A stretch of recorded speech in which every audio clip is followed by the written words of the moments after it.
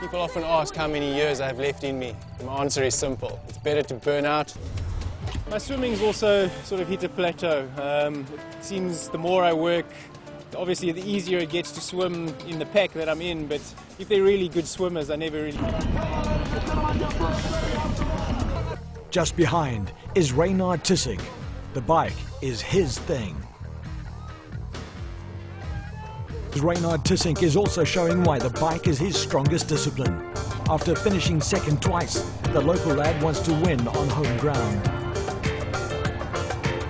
By the field. But chasing hard is South Africa's Tissink, already powering his way into second and eager to make as much time up as possible on the bike. The men, local favourite Raynard Tissink is as expected taking the pace out on the bike and now lies just behind Frenchman Francois Chabot.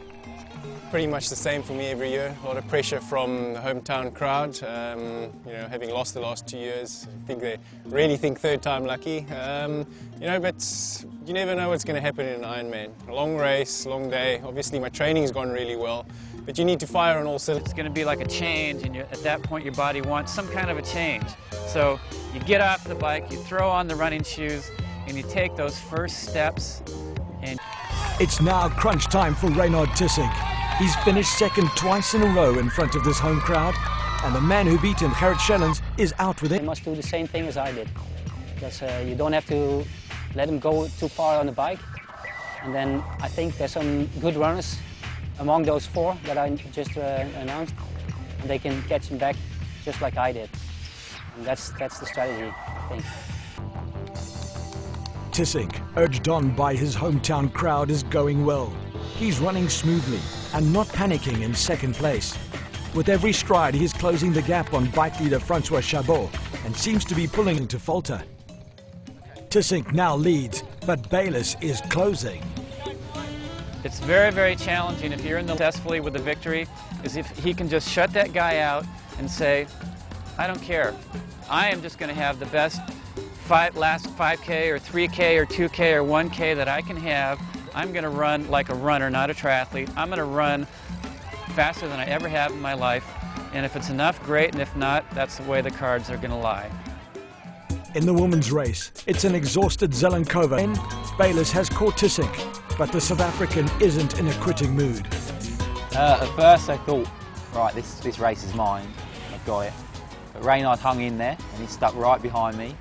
And so then that put a little bit of doubt in my mind. I thought, well, he's been waiting for me, now he's just going to hang in there, and you know, if I falter, he's going to take it.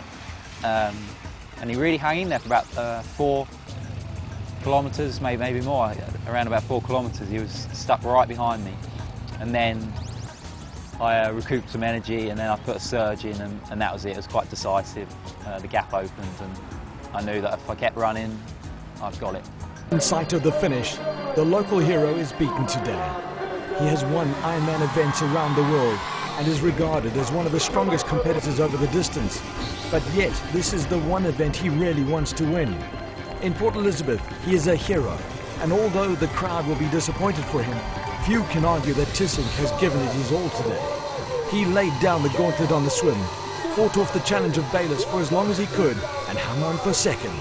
A brilliant 4 hours, 29 minutes for the 180-kilometre bike leg put pressure on all his rivals, and he's rounded it off with a superb 3-hour marathon.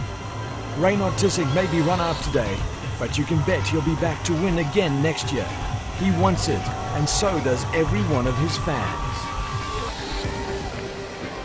Here is the mayor from the executive mayor from London, from a party.